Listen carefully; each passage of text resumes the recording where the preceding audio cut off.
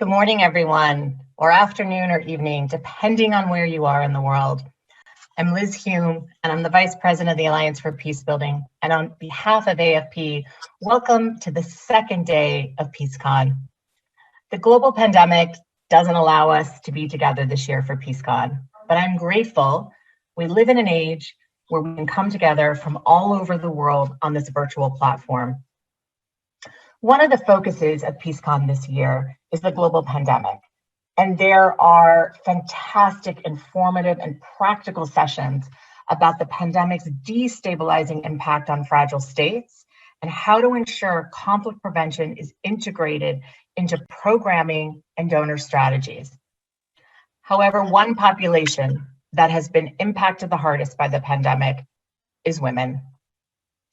The social and economic consequences of the pandemic are landing hardest on women because of existing gender inequalities. The COVID-19 pandemic is also exacerbating gender-based violence because women are trapped in homes with their abusers due to stay-at-home orders. But despite this, women are showing exemplary strength as they combat COVID-19 within their communities. Women Peacebuilders are educating local communities about containing and preventing the spread of COVID-19 and make up a significant portion of frontline health workers. Therefore, this plenary session today is dedicated to the amazing, resilient women attending PeaceCon, speaking on this panel today, and the women all over the world. Now, today I'm also honored because I get to present the AFP Peacebuilding Annual Champion Award. Last year, we gave this inaugural Peacebuilding Champion Award to Representatives Ingle and McCall. They were co-lead sponsors of the Global Fragility Act and champions of peacebuilding. So to give this award this year, we do have to go back in time. So go back to October 2000, when UN Resolution 1325 was adopted.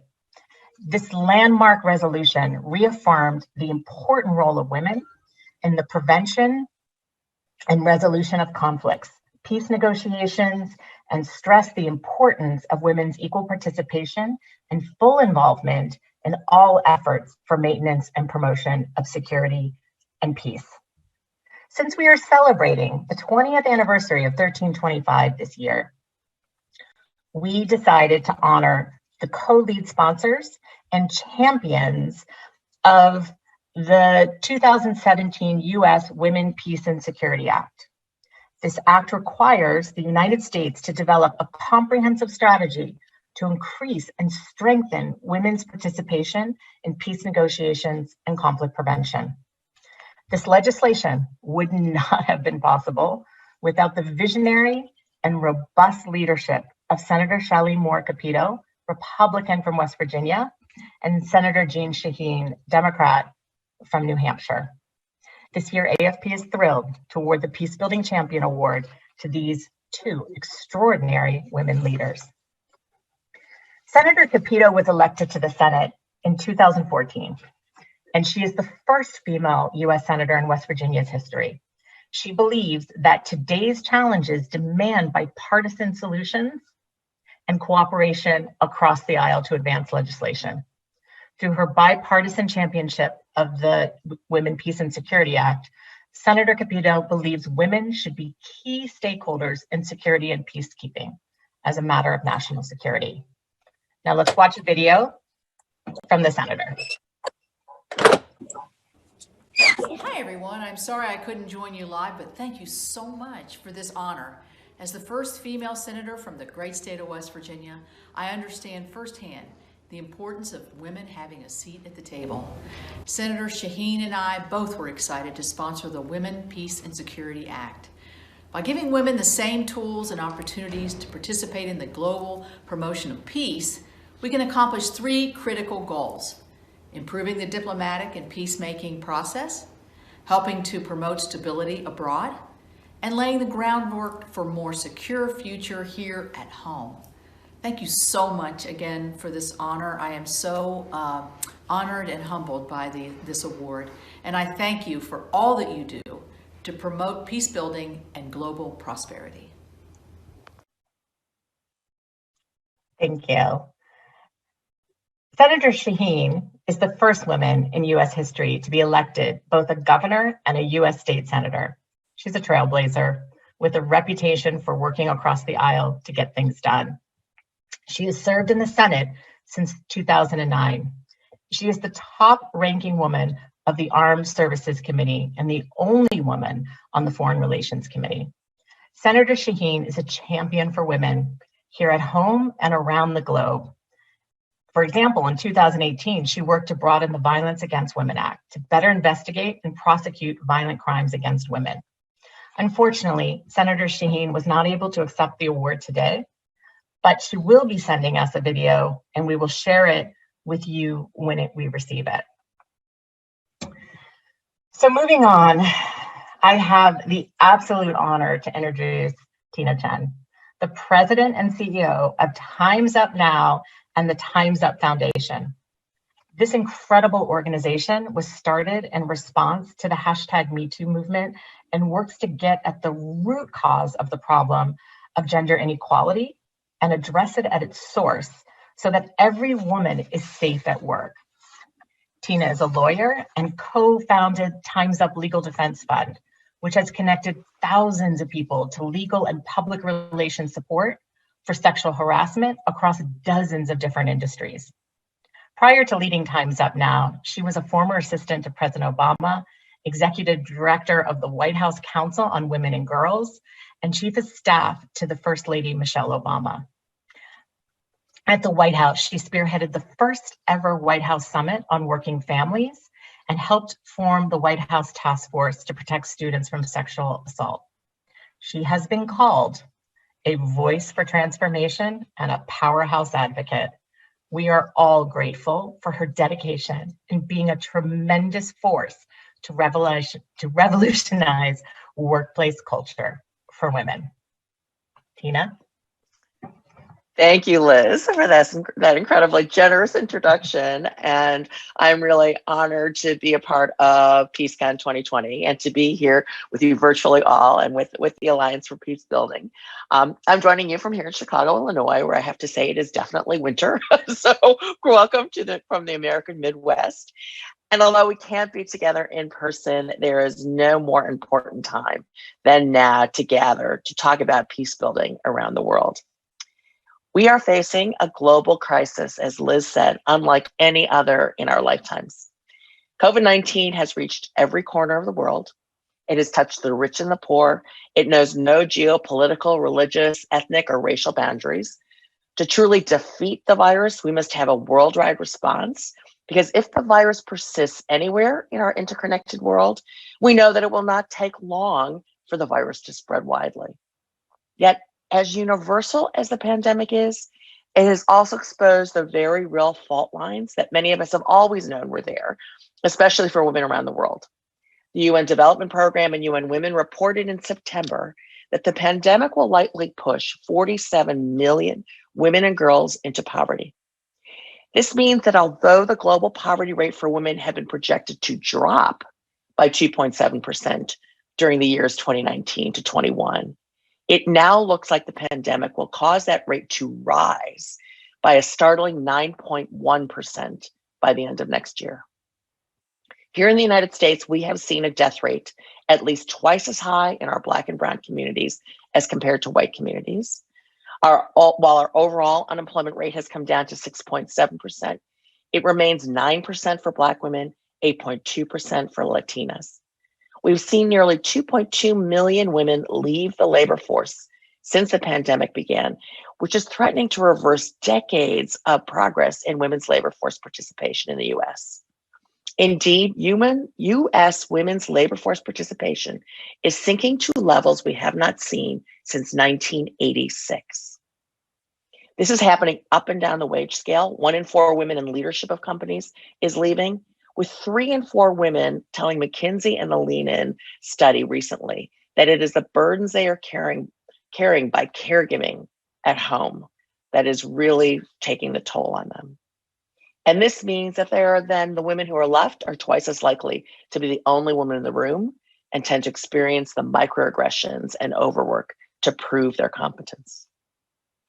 If left unaddressed, the pandemic's effect on women, with women leaving their careers or not even starting them, and young girls being further excluded from 12 years of education and losing even the possibility of joining the workforce, this pandemic can become a generational setback to the progress we've been clawing our way to achieve. This generational setback has implications for the very peace building we have come together to discuss today and to celebrate as we mark at this summit the 20-year anniversary of the UN Security Council Resolution 1325 on women, peace, and security. 1325 was a landmark achievement enshrining in UN policy and exhorting the world's governments to recognize the specific suffering of women in conflict and war and the unique contributions that women can make to conflict resolution and achieving lasting peace. This builds upon the lessons we have learned that increasing women's education and economic participation and leadership in a country is the closest thing we have to a golden key in global development, peace, and security. We know this from no less an authority than the World Bank, who's estimated that for every year of secondary education a girl gets, her future earnings power increases by 18%. And if a country increases the number of girls who complete secondary school by just 1%, the GDP of the entire country grows by 0.1%. Girls who are educated marry later, have smaller families, lower rates of HIV/AIDS infection, and lower rates of infant and maternal mortality. And this experience also suggests that women are the key to helping their communities overcome COVID-19. And global authorities from UNESCO to the State Department, from both Republican and Democratic administrations, have asserted that educating women is a vital link in global peace and security, especially in conflict zones. For me, I don't need a study to validate this point. I have always said that there's a reason why terrorists like the Taliban and Boko Haram have shot and kidnapped girls at school. It's because they know that the surefire way to disrupt the peace and security of a society is to keep its women and girls uneducated. This was the reason for Resolution 1325, because when women are full participants in the political life of the nation, they are the backbone of their communities, the voice of their communities' needs as peace is being negotiated and built, and they are the key to building an inclusive, sustainable peace. So it's not just individual families or communities or businesses that will suffer if we do not address the effects of COVID-19 on women and girls. It is our global progress, our collective peace and security, the future our children will inherit. This means we must acknowledge the full dimensions of this global pandemic and attack not just the health and economic implications, but those structural barriers that have existed for so long in good times and bad that have kept women and girls from fully realizing their potential. At this moment, where the social safety net, to the extent one existed, has been shredded, where the definitions of how and where work happens and who does work are changing radically, the opportunity exists to truly reimagine our social and economic systems and build back better. Let's imagine a world where we are holistically paying attention to the well-being of all of our communities, and we're collectively to achieving that world. Now, here in the United States, the pandemic has exposed what many of us have known for a while, that our workforce structures in the US are woefully inadequate to meet the challenges of a 21st century global economy, let alone one facing a global pandemic that is shuttering or limiting economic activity in key sectors. We entered the pandemic in March of this year as one of less than a handful of countries in the world without any national policy on family or paid sick leave. We had to rush, a patchwork emergency policy into place, which still left 106 million workers uncovered, and which is not even permanent as it will expire at the end of this month. And we are also in the midst of not just a healthcare crisis, an economic crisis, a national reckoning here in the United States on racial justice, but it's increasingly a caregiving crisis. With schools out of session, with the young and the old and everyone in between, in millions of households needing care, the inadequacy of our limited caregiving infrastructure in the United States has been exposed. And this is not just something workers are experiencing. Manufacturers told the Wall Street Journal in August that half of them had lost days of work because their workers were at home with caregiving responsibilities. So we may finally in the United States be at a point where we can move from a culture of seeing caregiving as just a private problem that workers have to figure out on their own to seeing it as an essential public infrastructure need that is doubly stimulative. Because when you invest in caregivers and you give them a fair wage, they will stimulate the economy as they spend it. And they are doing a job that helps someone else stimulate the economy by working. And so measuring and charting the experience of women and other workers in the crisis and recovery period is the mission of our latest project at Time's Up, which we call Time's Up Measure Up. It's a multi-year effort to collect and report on data that will tell the story of what is happening over the next several years to women, BIPOC, LGBTQIA, disabled, and other workers as we implement policy changes or we don't. And to tell the stories of those workers through oral histories that capture the life experiences of women during this period, so many of whom will otherwise be invisible. And this is all in an effort to advance policy changes and long-term structural culture change to address the needs of these workers. So finally, let me end where I began with Resolution 1325. When I served in the Obama White House, working on women, peace, and security efforts was part of my portfolio. And I'm proud that the inclusion of women in peace and security efforts was a key element of our U.S. National Security National Action Plan in 2011. And as part of as our American politics has become on so many issues, I'm so glad to join Liz and the Alliance in congratulating, the passage of the Women, Peace, and Security Act of 2017, signed into law by President Trump. And I look forward to fully implementing the act in the incoming Biden administration.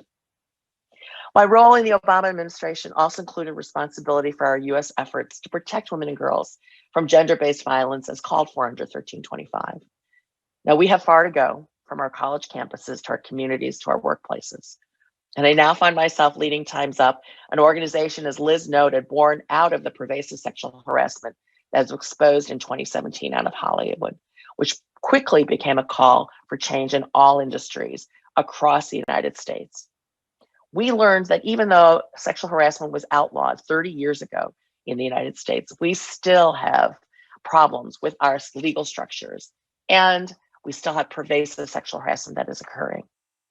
But we've seen cultural change, and I will say we're making progress, because it was not too long ago that it would have been unimaginable for a Hollywood mogul like Harvey Weinstein to go to trial and then be convicted and then be sentenced over 2 decades in prison on the basis of the testimony by incredibly brave survivors who talked about the fact that, yes, they were trying to get a job from him. And yes, they did have contact with him afterwards. But yes, the jury now understands the power that someone like a Harvey Weinstein can wield over these incredibly brave men and women.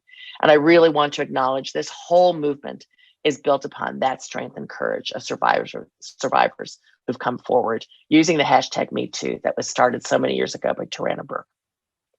The wisdom 20 years ago embodied in Resolution 1325 was to see the holistic vision of what it takes to achieve peace and security by addressing gender-based violence, breaking down the barriers that keep women from full participation in society, and what can be achieved in the promise of sustainable peace and security if we commit to the pathway of 1325. Women's leadership in our homes, our communities, and our countries has never been more important if we are to recover from this global crisis and keep humanity on the road to progress for all. It will take all of us redoubling our efforts, even when we are exhausted or disheartened, celebrating every step forward, supporting one another at every turn. And at Time's Up, I have to say that we are honored to be on this journey to achieve the world we can envision with all of you. Thank you. Thank you very much for having me, Liz. Thank you so much. And I told Dina before we got on, it's not just women of this generation. My 17-year-old daughters, when I told them what I was doing today and who I got to introduce, were giddy in terms of, and they were so excited and they wanted to say thank you for all the work that you're doing and for all the women that are on this session today, because we're making sure that the women coming up don't have to experience what we experienced and what we went through. So I am so grateful to all of the powerhouse women that are speaking today. So a couple of questions, Tina, that have come in. What policies at the national level do you think would be most effective at addressing the inequality that women face in the workplace? Well, there's a whole suite of them because what we see are these policies to achieve safe, fair, and dignified work for all really are interconnected. You know, the caregiving crisis I spoke about isn't just about building more daycare centers. It's about investing in caregivers. So we need a fair wage for workers, domestic workers. It is about making sure that it's not just caregiving slots for daycare, but it is elder care that we need to have, and we need to support that. We need to support paid leave for workers to be able to take time to care for their workers or to take time to care for themselves, for self-care. And we need paid leave policies, and we need flexible scheduling. All of those policies work together to actually really create the kind of infrastructure we need that allows workers to respond to the moment and be better workers in the workplace and be more productive when they're there. This is something that our employers need to see as a good investment for themselves.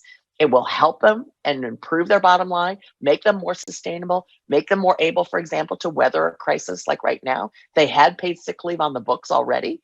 They would be able to better and be more nimble to address the kinds of crises that are facing us and will continue to face us down the road.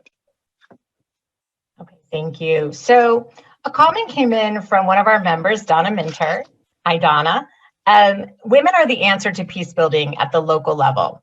While we welcome all in Minnesota, 80% of the attendees are women at our trauma healing, resilience-oriented, and restorative justice focused on racial equity. So what that tells us is that do we need more mental health and trauma training? And what is the importance of including that in your programming? Well, mental health and trauma, we know, is something that we need to address throughout. And we know the science is developing that tells us that trauma affects things like memory. For example, one of the things we did in the run-up to the Harvey Weinstein trial was to gather actually trauma experts and mental health experts and to actually do briefings for the reporters who were covering that trial, because we knew we did not want people to sort of take, the way testimony comes out and misunderstand when a survivor can't remember certain details, but can remember others. We saw that on display, for example, when Dr. Christine Blasey Ford testified during the Kavanaugh confirmation hearings.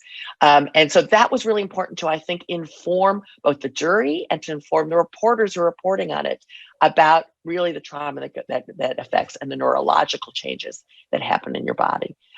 We know that the legal and PR support we're giving through the Legal Defense Fund isn't all that survivors need. They do need trauma and mental health services and informed.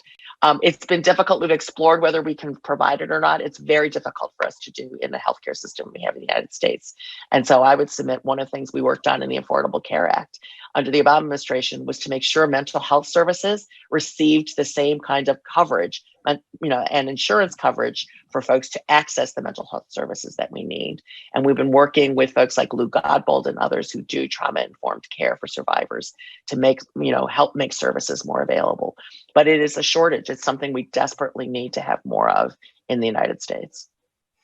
And one of the things that COVID-19 has done, a benefit, is that it has actually opened up the mental health system. And you can do more telehealth and they can go across state lines. So, that's also that's a positive impact. I think that would be very helpful as well and allow people to have more access to it.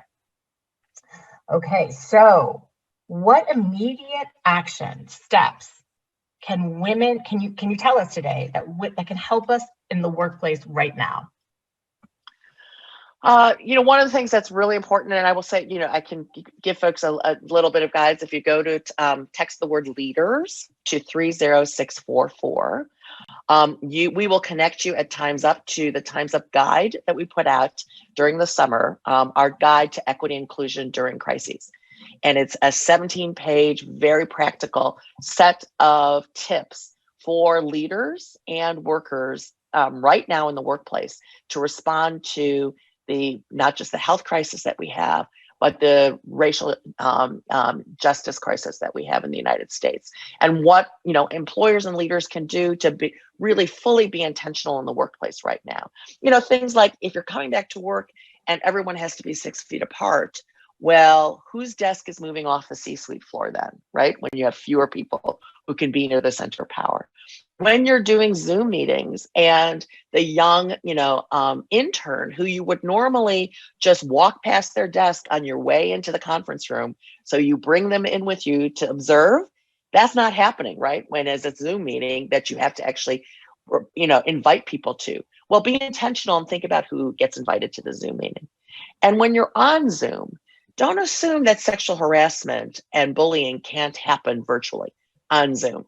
You don't know what's happening in those private chats that's happening right on the side in the commentary that may be happening, or what else is happening on the emails that are getting sent. Or if you're the moderator, watch who's trying to get into the conversation and can't, when you're on Zoom, because it's harder to break into the conversation. Make sure you're being inclusive as you do this. We're finding out that obviously sexual harassment doesn't stop in remote work, but it's really much harder for managers to spot and to address. So as a manager and as a leader, you have to be more intentional. And if you're a worker who's experiencing it, don't be afraid to speak up. It's harder than just wandering down the hall to the HR department. When you summoned up your courage, it's even harder to actually make an appointment with HR on Zoom. But I encourage folks to do that because there's no other way to get the problem addressed. Okay, so thank you. So one last comment and question from our tremendous board member, Charlie Bolden. Charlie says, thanks for your continued focus and dedication to women's issues. Through your work, you free up men to become more productive members of society, as you help us understand that we become better and more productive when we rely on and work with 50% of society. He also says you remain my hero and role model, but perhaps he wants to ask Tina, can you have a message to the men allies that are out there? Oh, absolutely. Well, you are a male ally, Charlie Bolden. I love you. We did some great work together, and I'm so glad you're a board member here with the Alliance for Peacebuilding, which is just perfect and part of your dedication to science and to peace and to the promotion of all people, which is what Charlie has always done. And he is a male ally. Look, we will not solve these issues without men as part of the solution. Women are only 7%, for example, of the CEOs of Fortune 500 companies. So we're not going to solve problems in the workplace unless the other 93% of those CEOs, who are all men, get engaged in this process. And we are at a transformational moment. I took this job at Time's Up a year ago, leaving the private practice I had happily returned to, because I thought even pre-pandemic, we were at a transformational moment where CEOs, for the first time in my career, were actually really understanding these issues and the need to address them, and really saw the link to their bottom line. The pandemic, as I said in my remarks, has really further deepened how important it is to address equity and inclusion, the challenges facing women in the workplace. The businesses who get this right are the ones who are going to survive this economic downturn and the economic downturns to come, because they will attract and keep the talent that they need. And that includes women and men who are also facing caregiving crises right now, for example. So to the male allies, to those of you like Charlie, I would say, water's warm, come into the pool. Let's all swim together, because we need you to do this work. And we need to work side by side with you on achieving, the kind of world that we all imagine. We are all here at this summit because we imagine a better world.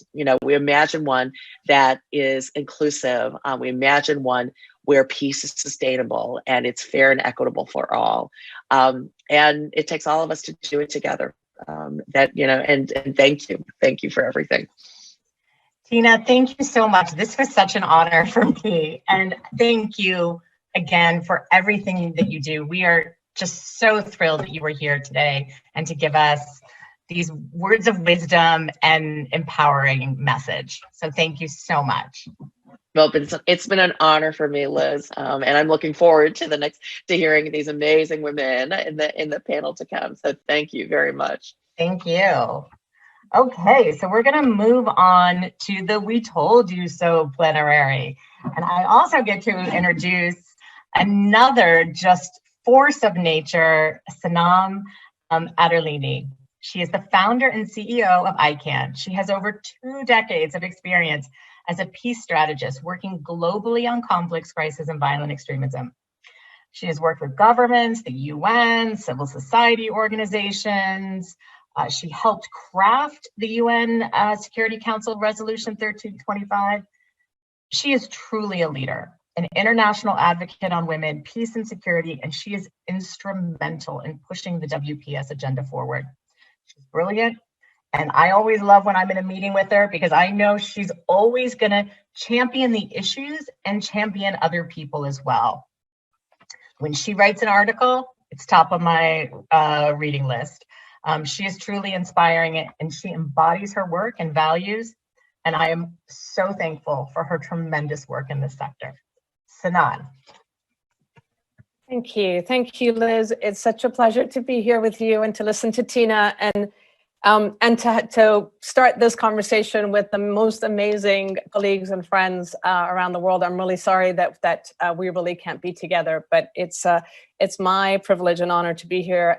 And this is the year. This is, we were all excited about 2020. It was going to be this momentous year where we were hoping that this agenda was going to get pushed forward and lots of events and so forth. And we were really hoping, I've always said that we've been plagued with the AAA syndrome of apathy, ad hocery, and amnesia when it comes to actually getting the WPS agenda implemented, because we have great practice. Talk to John Packer about what it was like to get Yemeni women into the Yemen National Dialogue. We worked together. I was involved in Somalia in 2012. It's Hamsatu Alamin, who's joining us from Nigeria.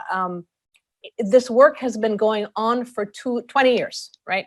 And yet, and I sit here with you right now, having come out of a global Women, Peace and Security conference in Vietnam that's happening right now. Yet, if you get people talking about it, you would think as if we've done nothing. There's amnesia, there's apathy. None of the good practices get systematized, and exclusion continues to be the challenge.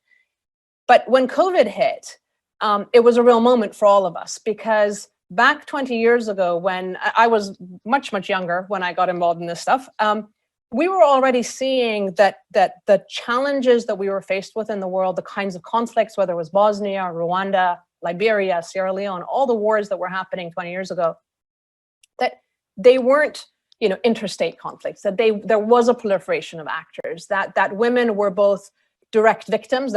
Women's bodies were literally the front lines of the war in many of these places where rape was a tool of war and a strategy of war, but also that women peacebuilders were on the ground. I remember just looking around and just saying, we had conferences in 1998 bringing women, and it was extraordinary to hear what it meant to be a Rwandan 4 years after the genocide, with so many relatives lost, talking about peace and reconciliation. So that was really the impetus for this agenda. Back then, we understood the complexity, we understood the need for inclusion. It was also a time, if people remember, that we were worried about pandemics and health crises and human security issues like HIV/AIDS, right? HIV/AIDS 20 years ago was going to be the devastating force that across nations and so forth. So again, women were understanding that. What the WPS agenda was kind of framed around and was inspired with was the discussions around human security that Canada had championed back in the 1990s, right? So the issue of national security and human rights and how you bring these together and why people matter. All of these things were central to the conversation 20 years ago. We got the resolution, there was a lot of excitement. 10 months, 11 months later, 9/11 happened, and we got swung into the world of the war on terror. And then suddenly the pandemic comes, and we're back having these conversations about why it matters to think about people. And I wrote a paper in March about WPS and the coronavirus. And one of the things that I remember sort of just being shocked by was that the Pentagon was testing a $900 million hypersonic unmanned missile in March at the same time when we were scrambling around wondering whether we had PPEs and covering for health workers, right? So that this discrepancy between the human security side and all this money going into the state side. So these are conversations that women have been having, that the feminist peace agenda has resonated with us. And yet here we are 8-9 months as the pandemic's been going on, and nothing's been done about the violence against women, which we knew was going to happen and was happening. Nothing has been done to actually ensure gender responsiveness in the humanitarian and development responses of our international community. This to me is the most horrific, that yet again we're struggling and running, trying to catch up with that. To give you the numbers, just the sheer dollar numbers, $1.9 trillion in global military budget 2019, $1.9 trillion. The OECD tells us that the latest figures for women's organizations in war zones, it was $1.92 million. $1.9 million went to women's organizations in war zones, compared to $1.9 trillion for the military. And then they tell us they care about women. Okay, so there is a lot of frustration in, I think, around the world around these issues. And yet, at the end of the day, the panel is called "We Told You So" because who were the first responders in places where nobody cared about when it came to COVID? It was women peacebuilders. They had access, they had trust, they had organizations, they had networks. With 10,000, we were giving out, all this year we've been giving out $10,000, $20,000, $15,000 grants across the world to our partners, and they have done extraordinary work with it, reaching out and feeding people and addressing, as I say, the PPE and making soap when people don't have soap, providing water where it doesn't exist. So women peacebuilders are really at the front lines of all this stuff. So it's a moment to say, we told you so, and yet, where is the world? Why are they not with us? Why are they not listening to the local voices? For the conversations of the panel, I have an amazing group of colleagues that we're gonna have 3 sort of rounds of questions, but I really want to encourage the audience to give us their questions as well so that we can feed them in as we go forward. My first speaker and wonderful friend is Ambassador Bonnie Jenkins, who is the founder and executive director of the Women of Color Advancing Peace, Security, and Conflict Transformation. Bonnie, it's such a pleasure to have you with us, and I want to thank you for the pledge on diversity that you issued early on, and that is holding our feet to the fire across the world. I've been using it at the LSC and at ICANN and elsewhere. And Bonnie, the first question I'm going to ask you is that you've been in the space of national security, hard security, nuclear weapons, and all the kind of traditional security spaces. And then you formed WeCaps, and looking at the question of diversity, why we need diversity. And we've been looking at these questions of human security and so forth. I just wanted to ask you, when you see what's happened over the last year, but then looking back over the last 20 years, where do you see the intersection of the WPS agenda and the most urgent global peace and security issues right now? And how do we bring human security back to the center of US national security issues with the new administration? Your thoughts, please. Thank you. Great, Sanam. I hope everyone can hear me. Thank you so much for the invitation. It's such a pleasure to be part of PeaceCon this year. Even with the COVID-19 and we're not being able to be together, it's still wonderful to have this opportunity to express some of our thoughts on these issues. And it's great to be on this panel with other amazing women, all of you doing such great work and such trailblazers. Thanks for the question, Sanam. And, when I look at the issue of, as you said, my background has really been on what they call hard security. And I've been able to also spend a great deal of my career, not as much, but on some of these quote unquote soft security issues like human security and things like that. And, when I look at the spectrum of issues of peace and security, I see less and less a real divide between what they call hard and what they call soft. And sometimes I wonder how the whole thing started, where things were divided. And I can understand it to some degree in terms of funding and things like that. But, I look at the whole spectrum as all the work that we're doing is really promoting peace and security. And this, whether we're doing things that are, closer to what I say, closer to home, in terms of human security things, or whether we're focusing on what they call more strategic issues of, biological weapons, nuclear weapons issues. They're all really focused on promoting peace and promoting it for all of us. And so, first of all, I think that we should do a little less of the looking at the separations. Having said that, I think there is certainly a lot more space for discussions of human security, particularly in the traditional hard security spaces.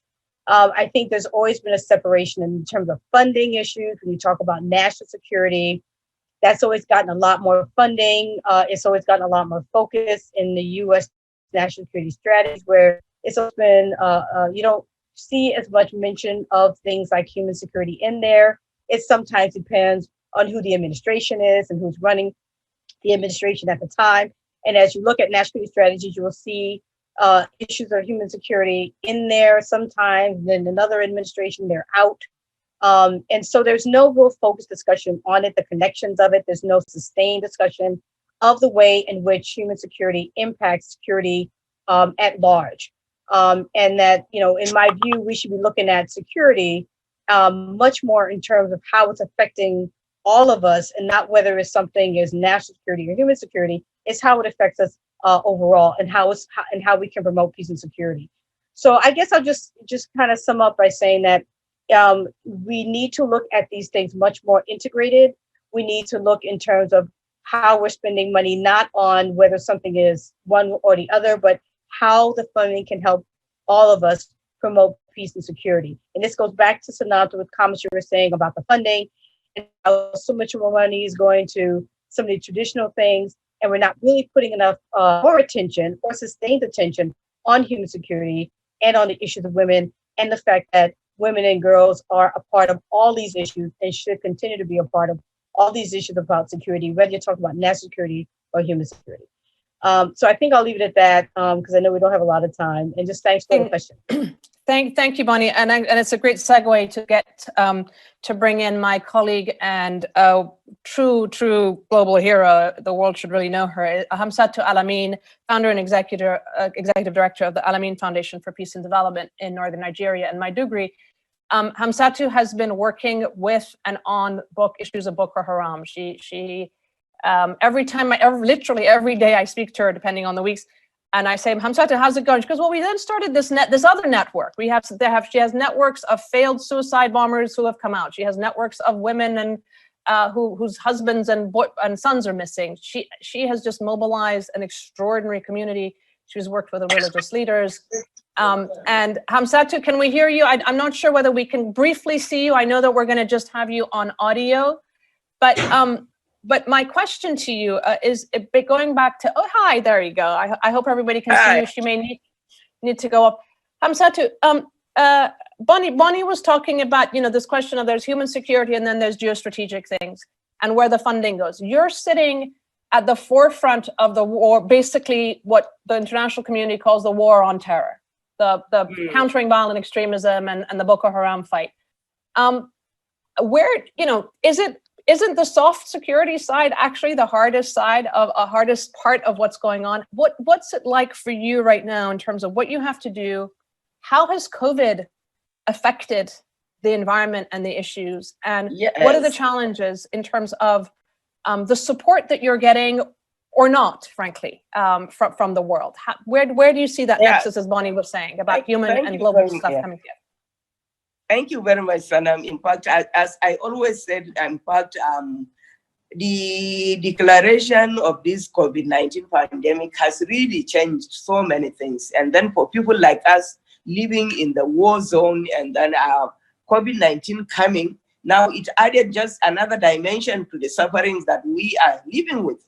And this, in fact, this is a community where the over a decade-long conflict has, in fact, torn the population apart along religious line, along ethnic line, as well as even politically. Because we, the common masses, the civilians, in fact, the mistrust between the government actors and then the ordinary masses is now further exacerbated by this COVID-19 pandemic issue. Because in fact, there are with the conflicts, there emerge a community of vulnerable women vulnerable in the sense that we can categorize them into different categories: survivors, mothers, orphans, widows, and what have you. And then these are the people we have been working with, whom we kind of locally rehabilitate, change their thinking, and others. They are the community we operate with. And then with the COVID-19 itself now, then this category of people were further alienated completely.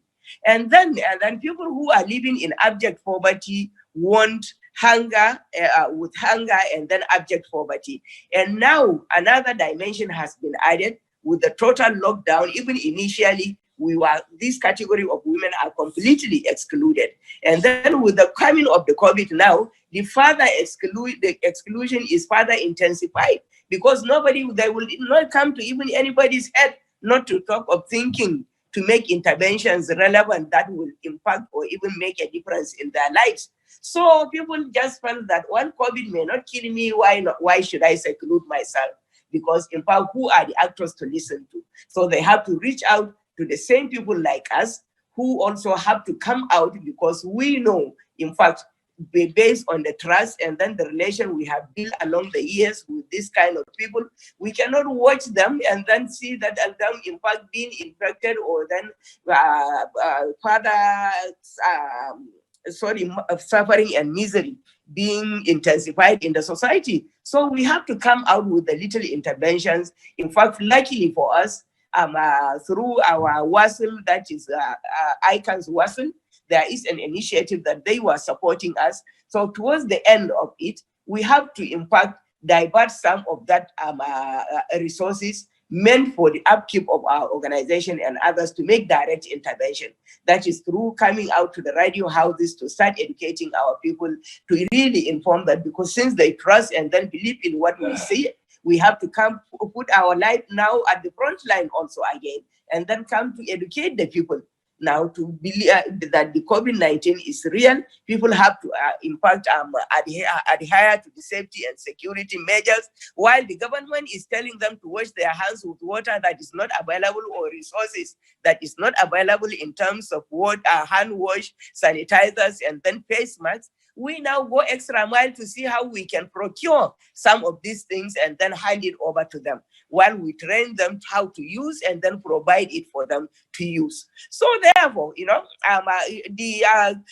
fact, the COVID-19 response is also another story, success story of women intervention in the areas of peace, security, and protection of not only women, but the whole society itself, so that everybody started reaching out to us. Do you believe in this? Is that true? And then that is when we talk, people listen, people adhere, and then but before you know it, we have to start even calling on the government to relax this lockdown.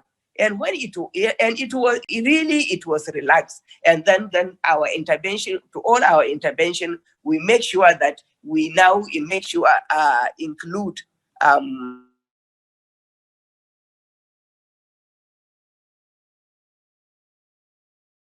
We lost Hamsatu. We'll come back to her in a minute. So I'm going to come from Nigeria to Afghanistan and the work of my wonderful friend. And Hamsatu, we'll come back to you with a second round. The connection was a little bit difficult. My friend and colleague, and also another member of the Women's Alliance for Security Leadership, but also my compatriot, Gisu Jahangiri, working 25 years, you've been working in Afghanistan, previously in Tajikistan. Gisu, what the nexus of and Taliban, and then the peace talks, and then talking about women's rights, what are the challenges that you've been dealing with in the last 7 or 8 months, and what do you see as kind of matters that, as women from a feminist perspective, we've been saying, look, these are the issues, and then at the same time, the challenges that are coming out that you're still grappling with? Thank you. I guess words count. When we were teenagers, we read Orwell's 1984, and as young children, we learned that words count. So I guess we're trying to develop this language for this strategic conversation. This is still a challenge for many of us because we have to, as the American civil rights movements in the 60s were saying, act locally and think globally, or as a colleague of us on this panel said, glocally. Anyways, it doesn't matter which side, which direction you take it from. But it's true that there is a hegemonic narrative, which is militaristic, and it has different faces. It has a face of extremism, as Sanam, you always insist on. It has a face of bombs, the mother of bombs. I just remembered this as you were talking about how the mother of bombs was thrown on Afghanistan. Why is it the mother? I don't know. Anyways, so if these words count, the militaristic hegemonic narrative imposes amnesia on us. It does. It mutes the voices of progress. Because as peacemakers, as women's rights activists, as feminists, we are voices of progress. We are questioning the power structures, the continuum of violence at our homes, in the street, in a different geography. It doesn't matter. Now, so you want me to speak about the change of words, let's say, of terms, of how these militarized strategies have marked our period. When it comes to Afghanistan, the US administration has changed its words. It's no longer called war on terror, but a political settlement with the Taliban. And a direct deal was signed between the US administration and the Taliban. This was excluding Afghan people and Afghanistan government. So the issue of from the start excluding the people is obviously a big issue for us women, peacemakers, right?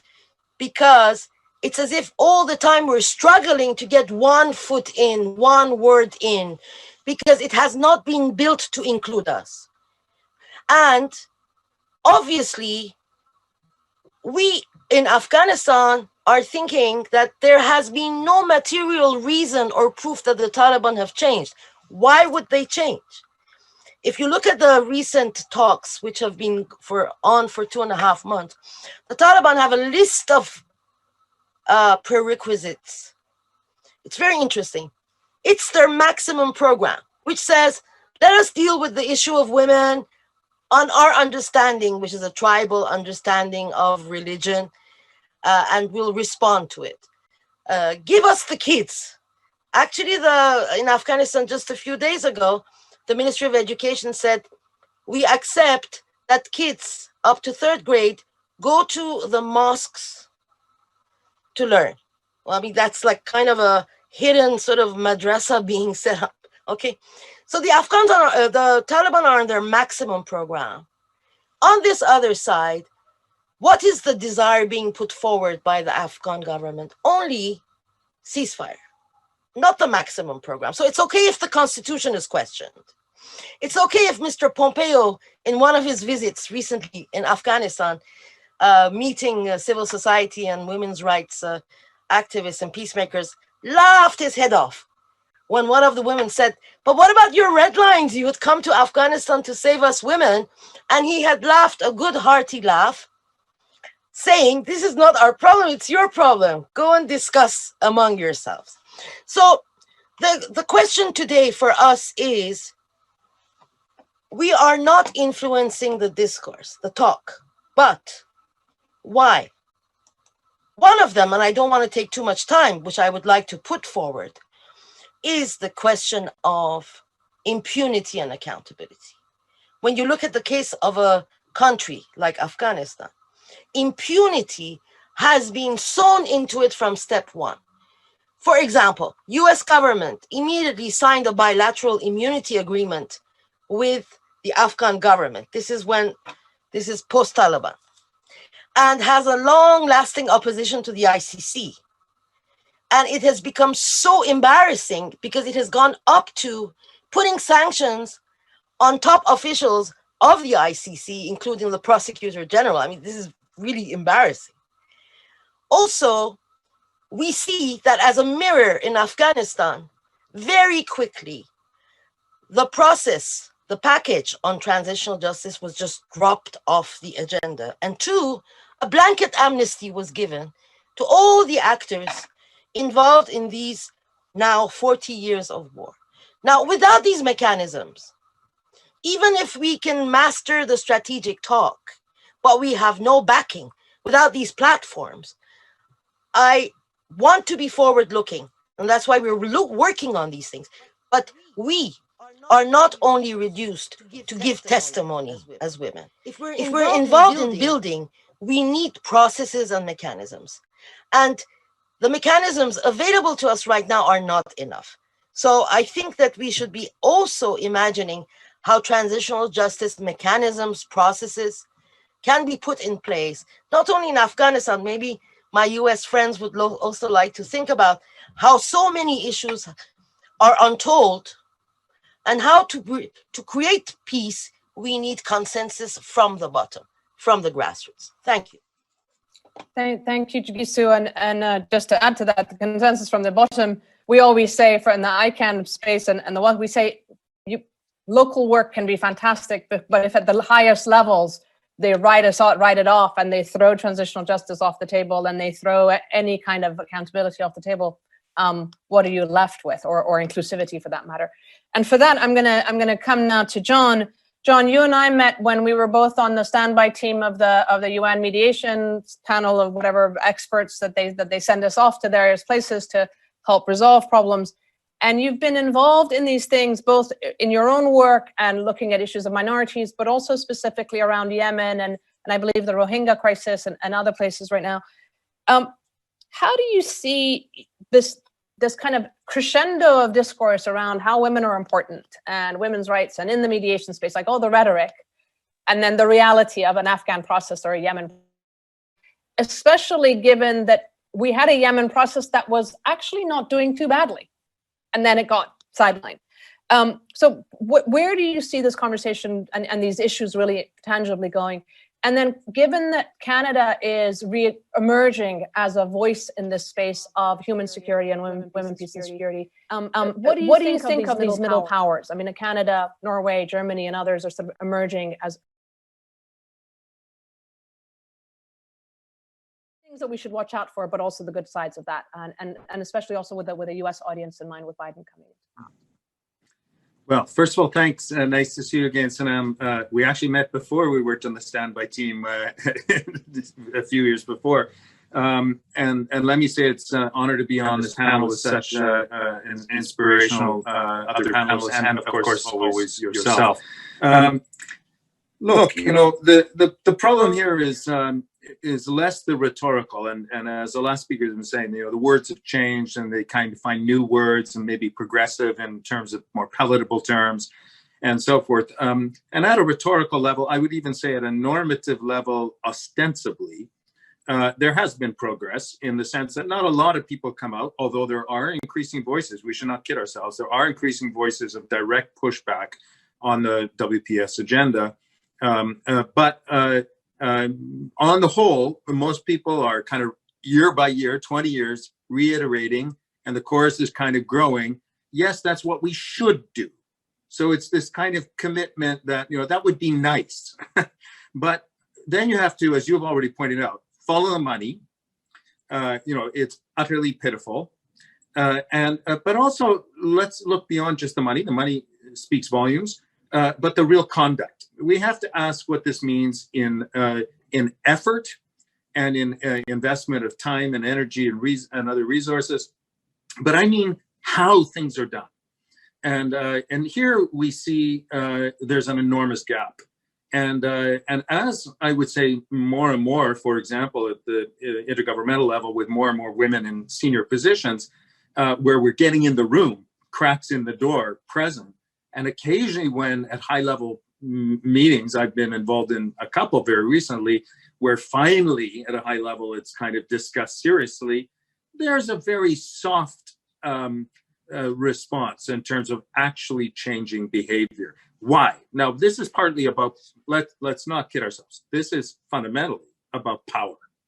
Nobody easily surrenders power anywhere. But we're also talking about a paradigm here, which is, I would describe in its character as macho, as and definitely not feminist or even gendered in any respect. So the paradigm here is about winning and losing. It's about dominating. It's about controlling. It's about exploiting. Of course, deals like we just heard about for impunity and so forth, immunities and so forth, that's part of the game. So we need to change the behavior now. And the way of changing the behavior requires a number of things. First of all, it requires that we must change our paradigm, what we understand to be not only peace, but well-being. I mean, the COVID has helped us in this regard. It's shown unequivocally the interrelationship of what security really is about: health, economics, well-being at home, physical security, and so these things are all interconnected. But then we have to ask ourselves, now, if you take another approach, if you do change the paradigm, and we have to articulate that very well, and I think a number of people have, you have to show, you have to demonstrate how the application of that actually delivers different results. We are very far from that. I have not seen many experiences, and you know, Ambassador Jenkins was mentioning about how the hard and soft and the human and state security, it is kind of, that's true. Complexity is bringing these things together. We've seen it in peace building, peacemaking. But we need to show now, and I've just been involved in some senior discussions, I won't mention which situations, but where we have yet to show this. And we need to show that if we engage on the hard issues, what changes? Now, presence is sine qua non. I mean, there's no doubt you have to have different people in the room, and certainly women, and certainly enough, right? So the numbers matter. But this demonstration, and here I would say feminize, and I would use this term overtly, because we need to put it in contradistinction with what's been going on. We need to feminize our analysis, feminize our methods, and feminize the conduct. Literally how we conceive and conduct. I mean, the notion of the table. Is it oppositional? Is it inclusive and sharing? There's a lot of things that need to change here. And we're unfortunately far from this. Now, in just one word about the middle powers. I frankly don't like the term, and I'm not quite sure what the heck it means. And a lot of pretty not particularly powerful in the hard sense countries pat themselves on the back. But if we're talking about not the actors who have enormous physical and military weight, and possibly maybe not even enormous economic weight, but they have resources and capacity. What can they do? There's a lot of them. Well, there's a lot they can do. And I would like to say how they band together. And here they have to think beyond old alliances, beyond, boys together in the, my team, your team. I mean, that kind of thinking has to go out the window. And there, I think small, there was a great book written by Jan Egeland, from Norway many years ago, about the role of small states. So he didn't call them middle powers. He was talking about Norway and others. And a lot can be done. So I'll leave it at that just to say, but they need to be serious more than the rhetorical, more than small bits of money here and there. Really, they need to demonstrate. I really appreciate that, this whole idea of the macho versus the feminist or the gendered. When I was in Somalia, I kept saying, why are they talking about power sharing? There's a famine. They should be talking about responsibility sharing. This idea that you're sitting at a peace table somewhere and just vying for power, which is money and whatever other things. But also this idea that power is binary. It's like zero sum. If I have it, you don't. Whereas again, in the feminist and in the sort of feminine space, we're constantly talking about collective empowerment. So all of us, the more powerful each of us are, the better it is for everyone. It's sort of like love. Why does it have to be finite, right? There can be that sense of rethinking. If everybody's well-being is good, imagine what the world would be like, kind of a thing. So it's a very different issue around win-lose versus win-win kind of thing. But it's important what you're saying and the backlash. And I want to come to Sahana Dharampuri, again, a longtime colleague and kind of fellow traveler, director of Our Secure Futures, a program of the One Earth Futures Foundation. Sahana, you've been in the space, in the US policy space. And one of the things that we've seen is that, for years, nobody was paying attention to WPS. There was a bunch of us, we tinkered around and we were like, below the radar, we were laying the groundworks and then 2010, and then it's carried on. But the minute you get to the point where it is a law and there is money attached to it and it comes in under, bipartisanship, but in the Trump administration, we also begin to see counterforces against it or folks entering to undermine it. Not only in the US space, we're seeing it at the Security Council. That China is now embracing WPS, but as it embraces with a bear hug, it's also like, sort of trying to chop it at its ankles, right? Same with Russia. And that's at the geopolitical level. On the ground, of course, it's the same thing, that so many countries are either claiming they support it, but they don't. But what do you see in terms of the counterforces stateside, but also in civil society? And in institutions, what are the risks and concerns that you have, and how do we ensure a sort of more cohesive and inclusive approach going forward instead of fragmentation? Thanks, Sanam. That's not a hard question at all to answer. Well, first, I also want to thank Alliance for Peacebuilding and the rest of my colleagues on this panel. It's really wonderful to be here with all of you and to hear about the work that you're doing. I have to agree with everything everybody has said previously to this question of how do we address women, peace, and security in the U.S. context. I'll mention that as the director of Our Secure Future for the last year or so, we've been supporting and helped stand up a bipartisan Women, Peace, and Security Congressional Caucus, which is one of the first sort of initiatives in the world and has a lot of promise. But to your point about, yes, there are counter forces. So how do we deal with the new counter forces, but also a lot of the things that everybody has mentioned about women peacebuilders really being need to be heard. And also what they're saying needs to be taken action on, right, by policymakers. So, number one, a call to action is, I really feel that U.S. civil society engagement with this caucus is vital. We need to be able to demonstrate how we can work across the aisle. We have a lot of opportunity with the Women, Peace, and Security Act that federal agencies, Department of Defense, State Department, USAID, even DHS, have implementation plans on women, peace, and security, that we have champions, civil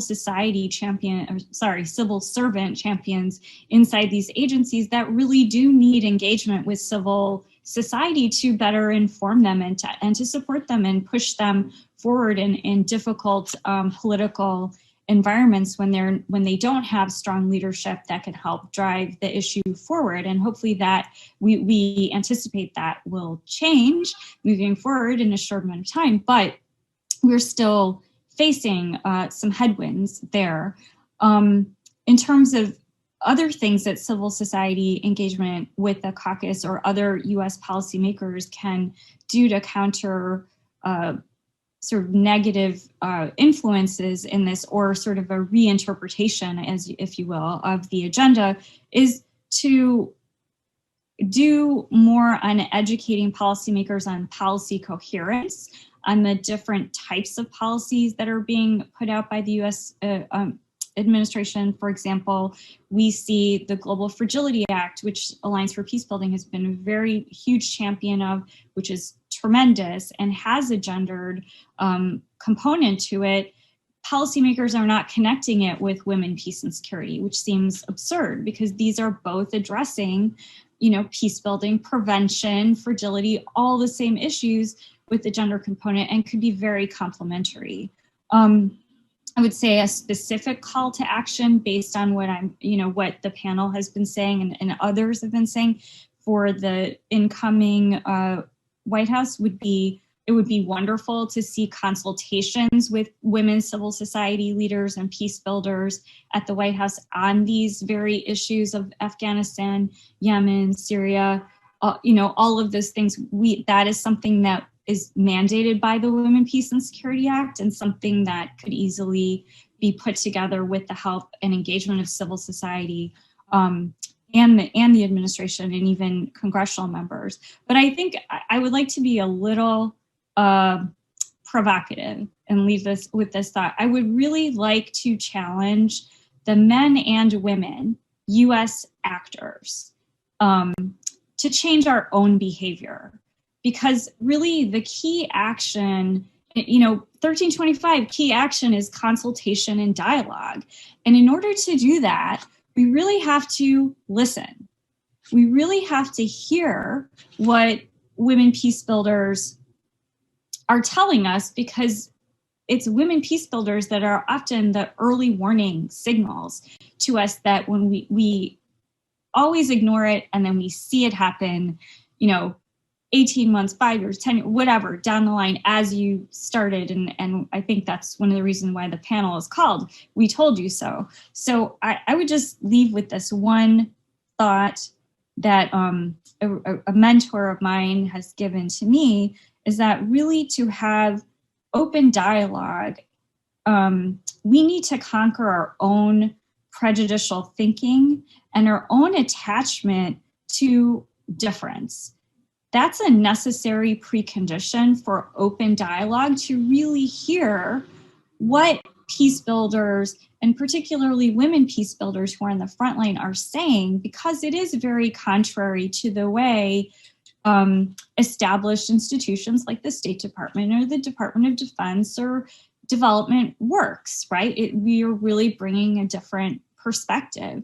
But in order for that to take root, the US actors really have to develop our own skills, as both as US policymakers, but also US civil society leaders, because we are coming from a very American perspective. So I would leave with that, and it's not a criticism of anyone. I take it as a personal goal myself to try to be open and reflect on my own prejudices, because I think we all have them.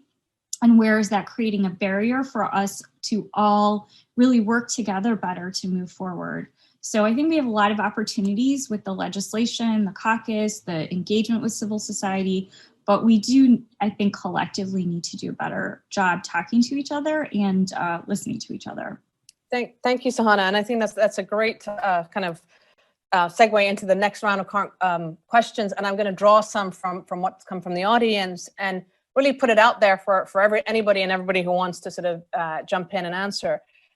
This issue of what your point about, seeing the perspectives. My uncle was learning English at some point, and somebody was telling him, my point of view, and he turned around and he goes, my point of me, your point of view, meaning that he thought that this person was talking about him, but it's a real issue. I mean, when we think about Yemen and Afghanistan, and we have comments in the chat about this,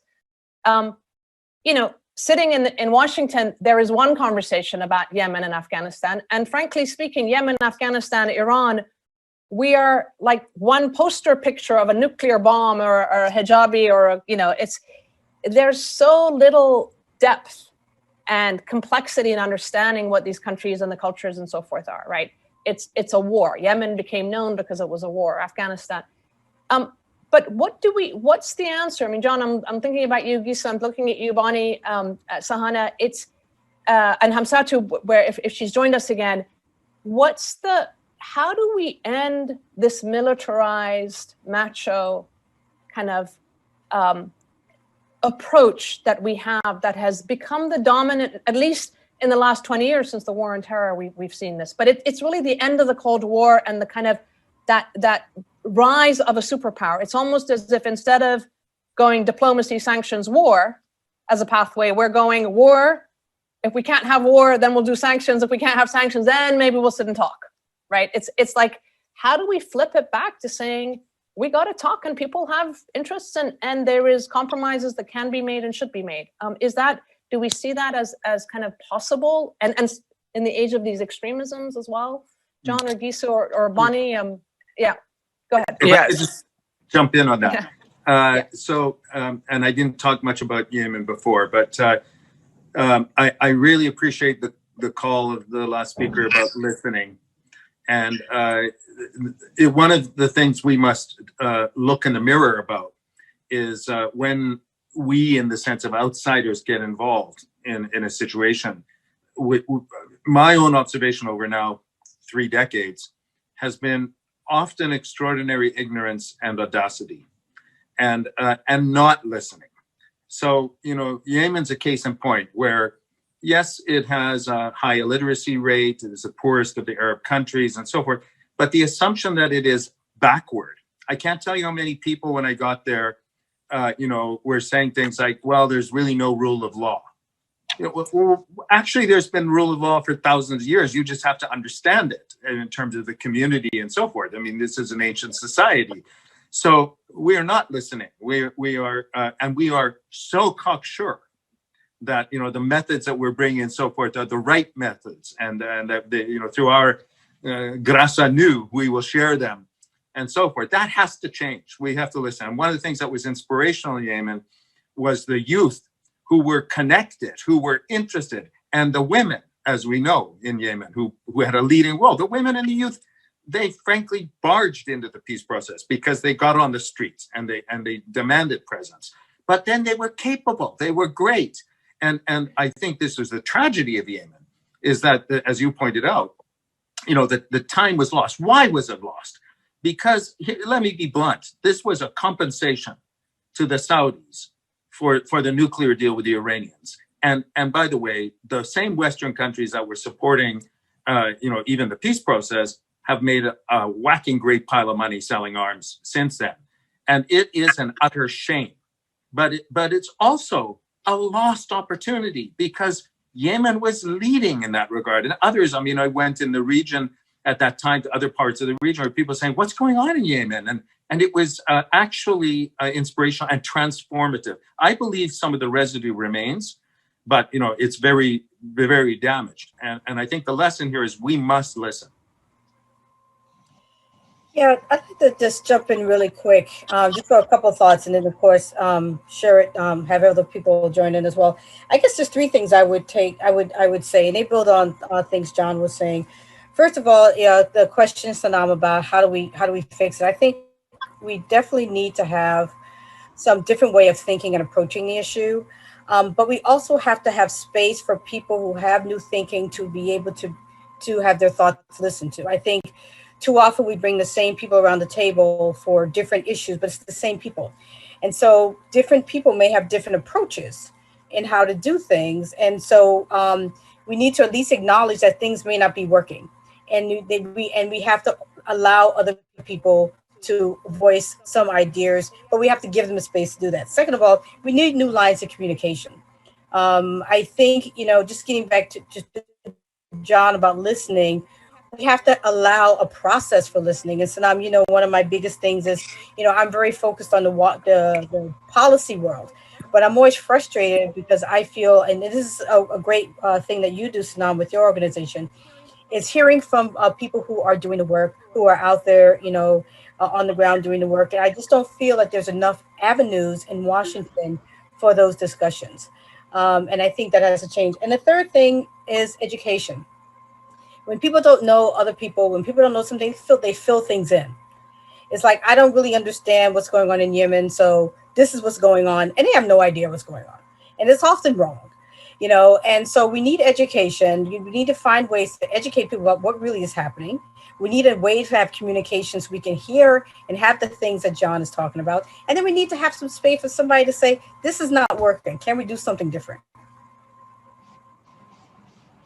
Thank you, Bonnie. That's perfect. I'm going to come to Gisu and then to Hamsatu on this one. And on the question of who knows whom, I always say that those of us who have traveled and lived in multiple countries know our host countries way better than our host countries know us.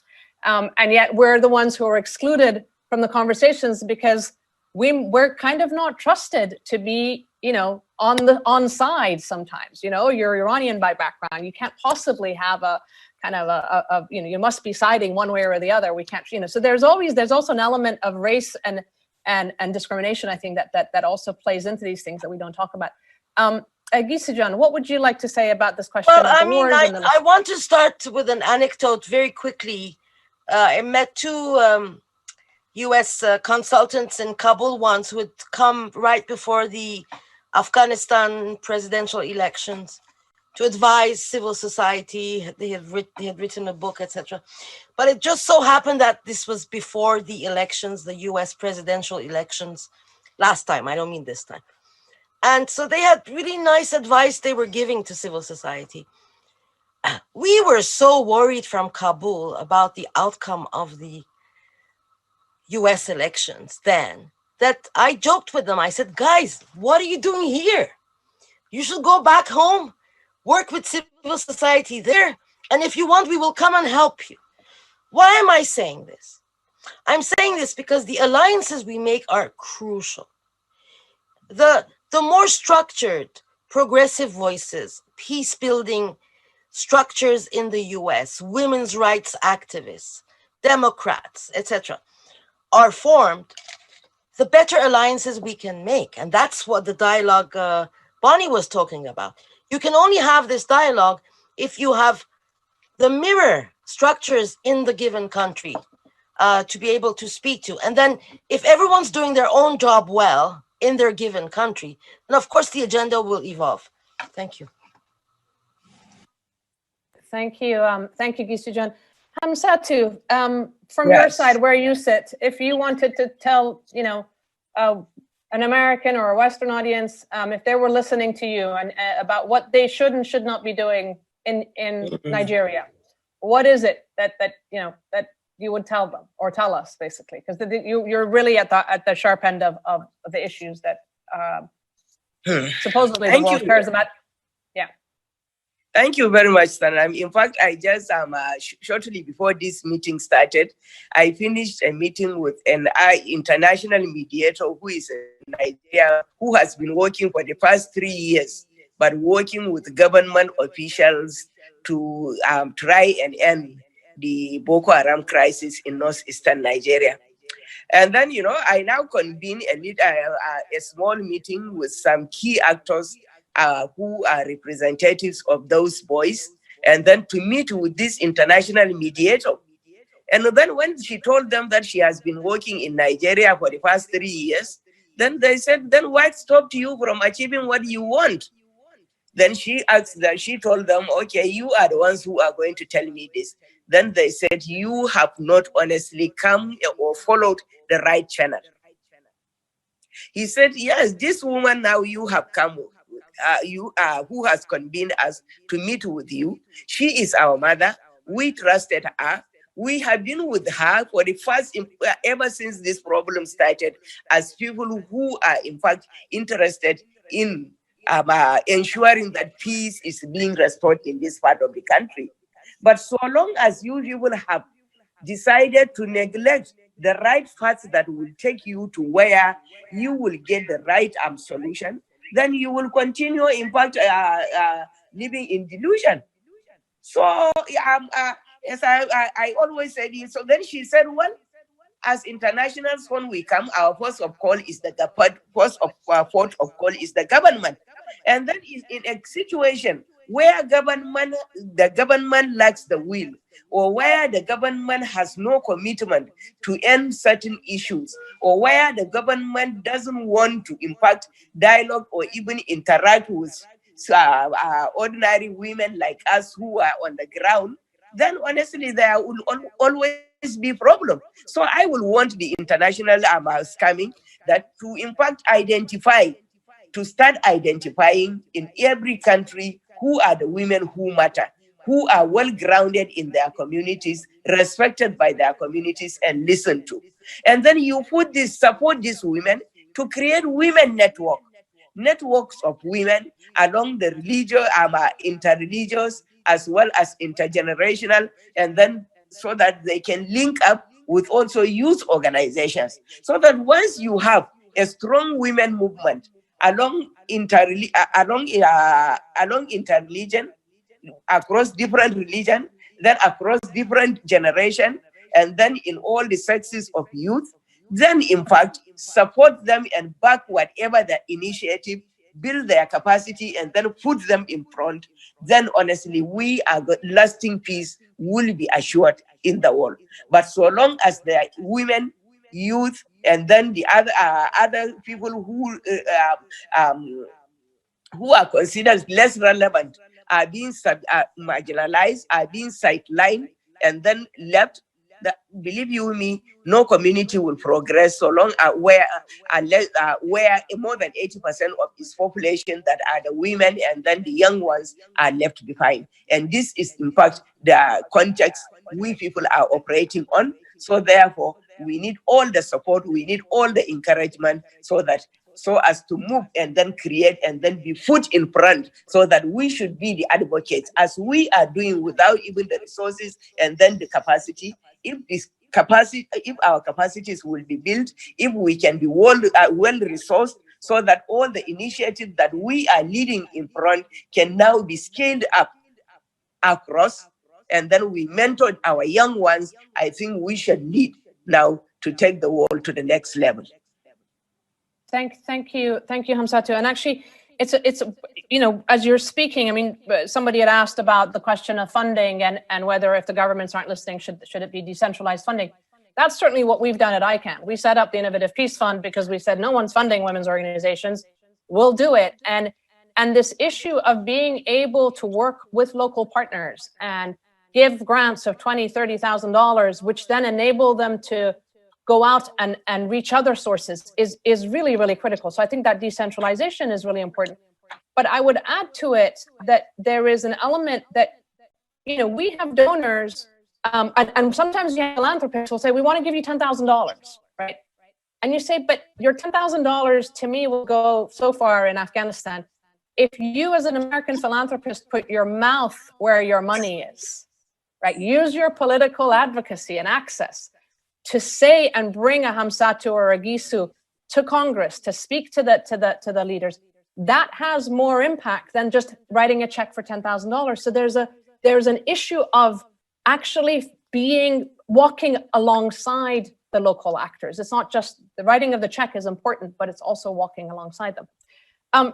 We have a few minutes, about 10, 15 minutes. Yes, go ahead, Sahana, on that one. Yes, thank you. Yeah, I just wanted to underscore what you just said, and what Hamsatu and Gisu have pointed out. In the U.S. context, I think the way we could do better on that, in terms of walking alongside, is making a stronger connection between the U.S. domestic women's organizations and movements with the women, peace, and security movements, because we do now have a U.S. law on women, peace, and security. And yet when I talk to women's groups in this country, this past weekend, I was on a panel for Pioneers, which is a massive environmental movement, grassroots activists working on diversity, inclusion, equity, global issues, but are very, domestically based. They did not know that the U.S. even passed a law on women, peace, and security, and that it's one of the first laws explicitly on peace that this country has, and that there's actually infrastructure in our policy institutions to move it forward. So I would say, how can we create that mirror, like Gisu says? How can we bring all these people along, like Hamsatu was saying, and you were saying about creating that let's walk along together. I think the American people and women's movements in particular in the US, like Moms Clean Air Force and physician moms groups and Time's Up, and those groups, we need to bring them into this conversation, because they are actually talking about what is security. They are in the US, they are having these conversations about what is security, but it's not being connected to our own foreign policy structures, which is, to me, completely weird, because that is the way this women, peace, and security conversation happens in all other countries. It's domestically led, right? We aren't doing it in the US, but we can. I mean, as an American woman, I would like to see that connected. As an American woman of Indian heritage, I see how it's connected in my life, but I think that's how we make those progressive voices stronger, is by connecting and building that alliance. And it's not overnight, right? Like it's a dialogue again, but and we have to do an education process in the US about women, peace, and security, and letting other women know there are other ways to help women in other parts of the world. It's not a victim, donor relationship. It's we're in this together. Thank you. And I'm gonna come to the last kind of round of questions, which is more personal, but it's when in the years that I've been in the States working on these issues, and I see these disconnects, right, between not only the domestic U.S. audience and their counterparts internationally, but even in our own peace community. When we got the WPS Act and all the work that we've done on it, I talked to mainstream PeaceCon members, Alliance for Peace. They didn't know. In fact, I was being lectured at some point. I was getting a little bit of mansplaining about it's really important to do advocacy and get the policy frameworks right. And I was like, 10 years ago, we've been working on these. So there's these parallel universes even in the peace community. That's number one. The second thing that I find extraordinary is that lots of people in the finance world and others will have all sorts of opinions about and assert themselves in many spaces. The minute you say to them, why don't you engage in foreign policy, national security? Why don't we democratize security discussions and say, what does security mean to us? This is what they did in South Africa in 1998. And they went around and they asked people, what causes insecurity? Well, they democratized that debate.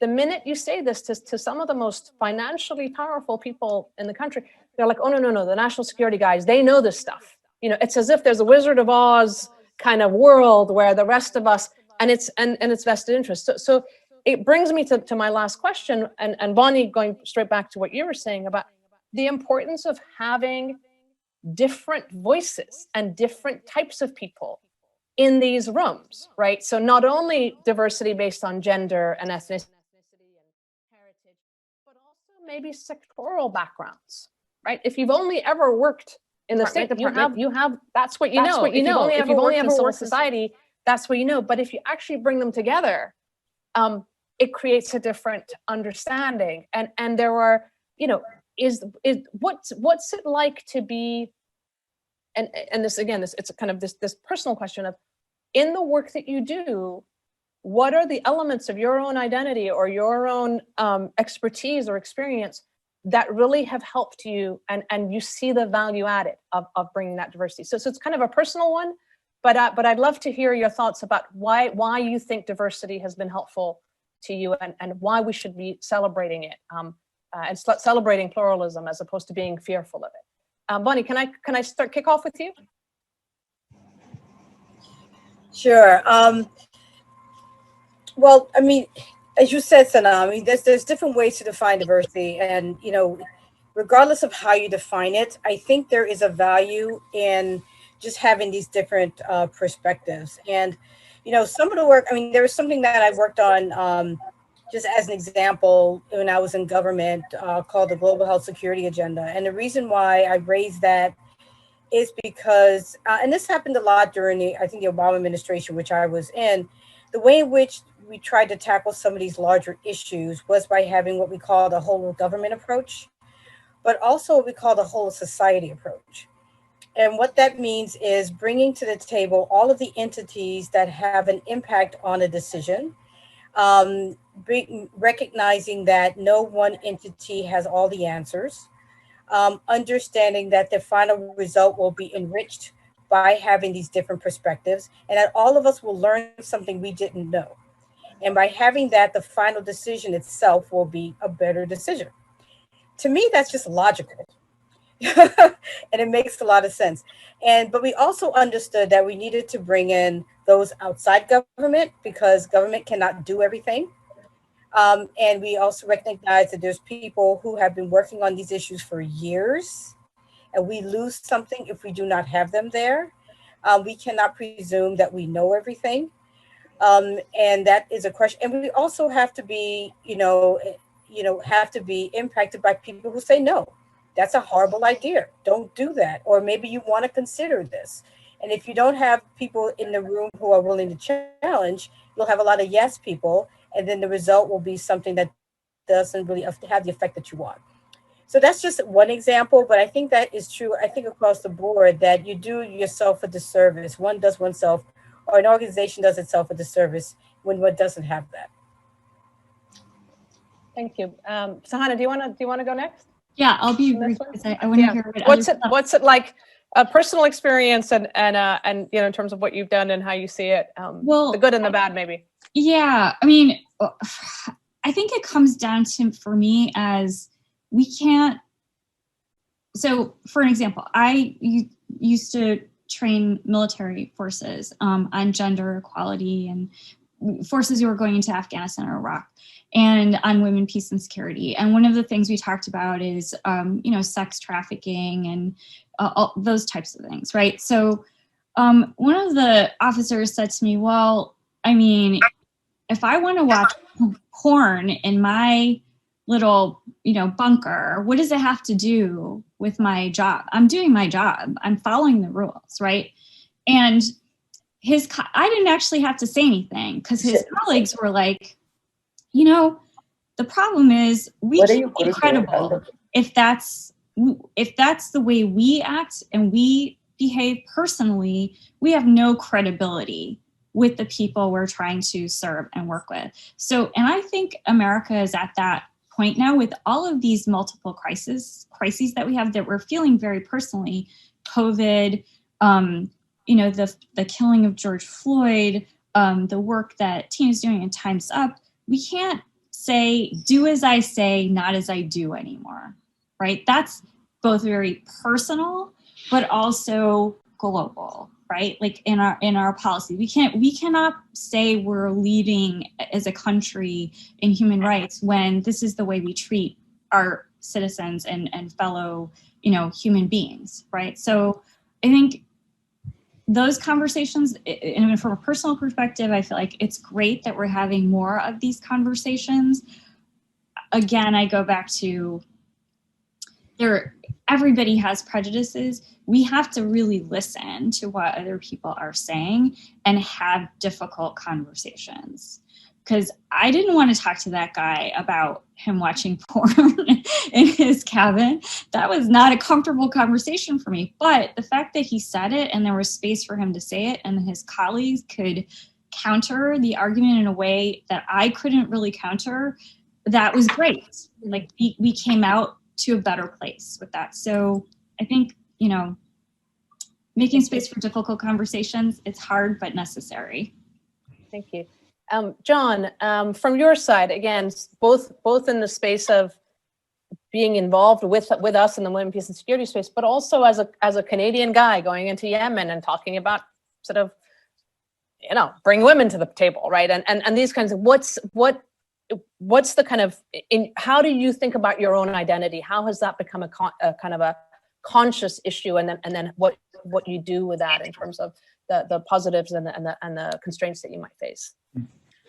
Well, let me say that, I mean, in terms of my own identity, I am obviously aware that I'm an outsider in such a circumstance. I'm I'm a Western, I'm a WASP, Anglo-Saxon Protestant male from a developed country. So there are also presumptions and prejudices vis-a-vis myself coming in. They don't know my family background and all those other things. But I think those are relatively true elements on both sides. And so I think by being respectful, by listening, by educating, I mean, a lot of things we've already talked about here, but also discovering and then with some determination, trying to empower the women who are there. There are a lot, as I mentioned, a lot of great women. I mean, it wasn't that there was an absence. I'll give you a quick example. When we met with the Minister of Legal Affairs and the president was appointing some new judges, and we had won this idea that it had become kind of popular, the 30% of women participating at all levels in all governance activities, not just in the national dialogue and in the peace process broadly, and so forth. And then the president was about to appoint only men to the set of judges. And luckily, the special advisor knew that was not, by the way, a credible event if he didn't say anything and say, well, hang on here, that's departing from the consensus approach. And so he said, wait. And we met with the president. The president said, yeah, but no one's suggested any women. So the special advisor said, give me a day.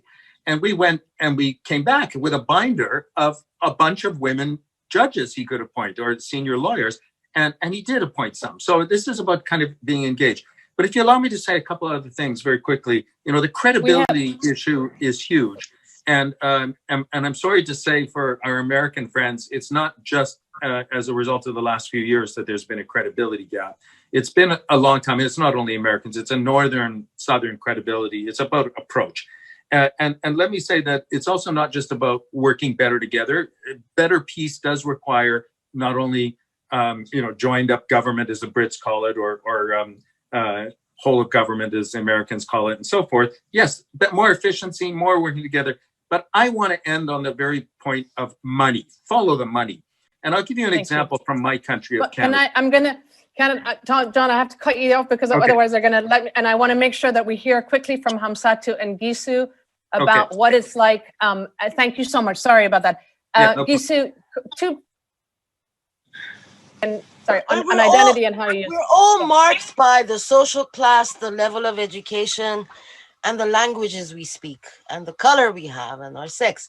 This is obvious. The more diversity we have been brought up in puts us at different places. What I would insist on, as the one of the vice presidents of the International Federation for Human Rights, which has about 200 members around the globe, what I have learned, and that's what I've sought, it's not by accident that I'm there, is the horizontality of this dialogue. And also, perhaps my own education, which allowed me not to be impressed by power and to be very critical of power, not to be impressed by power structures, institutions, ministries, etc., ministries of war, etc. So I think when I look at my American friends, as one person was just saying, when it comes to foreign policy, then many people kind of shy off saying, oh, that's not our league or not our department, as if they can't influence it. But when I look at how the Americans, to go very long back, reacted in the streets in the face of Vietnam War, I know, and this encourages me as a human rights feminist outside the US, I am encouraged to see that there's such a vibrant, not dead at all, but very much alive civil society, and not only reduced to NGOs. One problem is that when you guys come to our regions, you're only looking for NGOs, but civil society is not only NGOs. Go find the right people. Thanks. Thank you very much. And Hamsatu, yes, thank your you very voice. much. Yes. Why do the Boko Haram listen to you? Why do the religious leaders? Who are you? That's well. Before I say something on this, when we talk about peace and security, as if it is only to women that it matters, while peace and security is for everybody. But why is it that it is, whenever we talk of peace and security, it is only equated to women? And then we, the women, are now are put in front to talk about women, peace, and security. Maybe perhaps to address some of these gaps are related to social, political, and then economic dimensions related to it can now be addressed. And then the gaps in resources, capacities, access, and others can now, that are appropriated as privilege for only a few sectors of the society, can now be made workable to work for equity and equality of all across, not only women, and then but the entire society. So that in fact we are happy the way it is about women, peace, and security, and we are happy to lead and then talk on this issue as if it is solely meant for us, because rightly we are at the receiving end, and we are happy to continue working and then putting in our best so that we will make the world a better place for all of us, men, women, children, boys and girls. Thank you. Thank you. Thank you very much. And on that note, I'm going to thank my panelists and apologize for running a little bit late, but Hamsatu nailed it. It's when you start talking about and to women, they start giving you that heterogeneity and the incredible diversity in our societies and the human face of war and of peace and what security means for all of us, on a personal level, all the way to a national level. So thank you very much. join us in the WPS community. And if you need access to Peacebuilders around the world, talk to me. We have a whole network, including people like Hamsatu and Gisu. Thank you very, very much to AFP and to Bonnie and to Tina and to the team behind the scenes that is doing this. And thank you, Sanam. Thank you for this wonderful session. Thank you, Tina. Thank you, everyone. This is fantastic. There is a lot more work to do. 2021 is going to be the year of the woman. So join us to revolutionize work culture and successfully implement the WPS Act. Thank you so much.